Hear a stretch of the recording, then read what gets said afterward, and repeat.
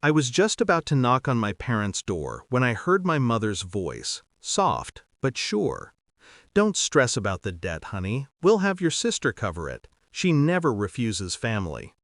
The silence that followed was loud. My brother's relieved sigh cut through it like a knife. "Yeah," he said, almost laughing, "she's too loyal for her own good." I stood there, hand inches from the doorframe, pulse steady.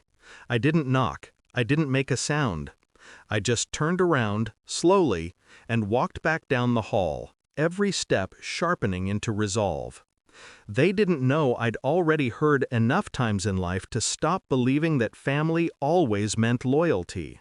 What they didn't realize was they'd just spent the last of mine. When I was younger, I believed in them, my parents, my brother. We were tight, or so I thought. I was the responsible one, the problem solver. They called me their rock.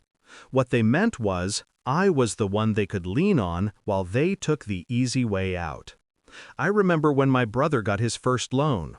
He promised he'd handle it, that this time he had a solid plan. When it fell apart, he called me in tears. I paid it. Just once, I'd said.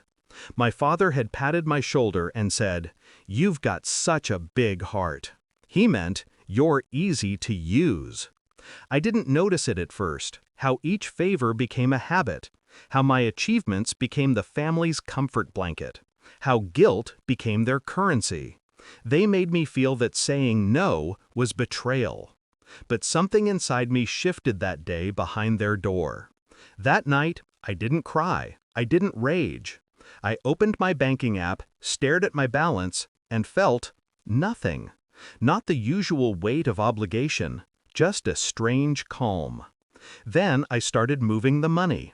Every penny. Savings, mutual funds, emergency stash. Gone. Transferred into new accounts under a trust name I'd quietly set up months earlier.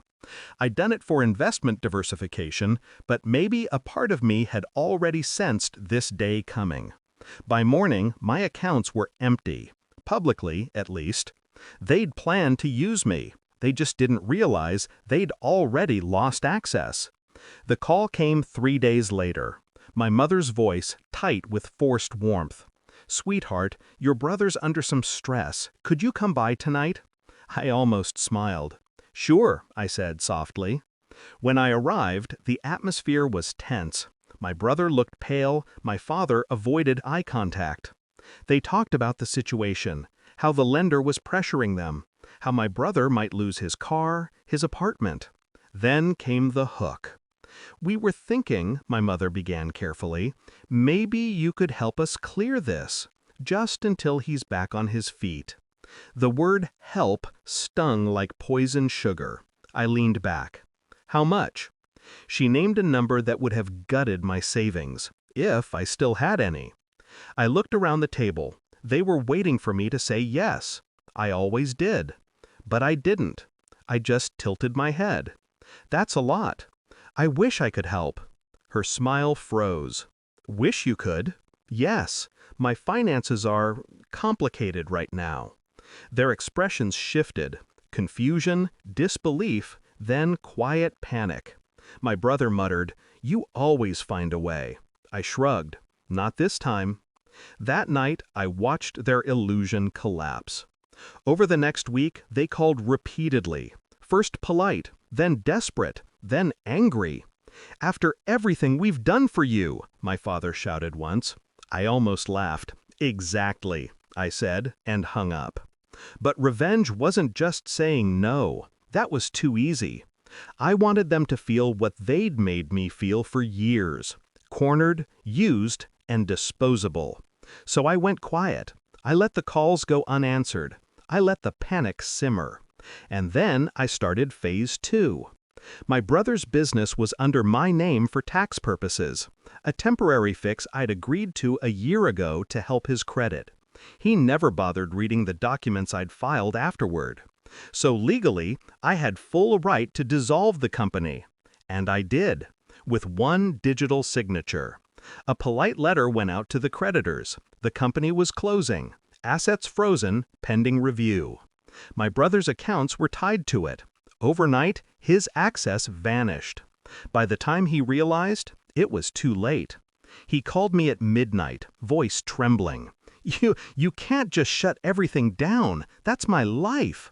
I let him talk, let him choke on every excuse he'd ever thrown at me. When he finally went quiet, I said, "You said I was too loyal for my own good. You were right. I'm fixing that."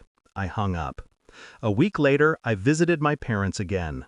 The house felt smaller, quieter. My father's tone was softer now, almost cautious. My mother's eyes were red. "You've changed," she whispered. "No," I said. "I just stopped mistaking silence for love." She looked away. My brother wouldn't even come out of his room. I stood in the doorway, the same one where I'd once overheard them plotting my obedience, and felt something I hadn't in years: peace.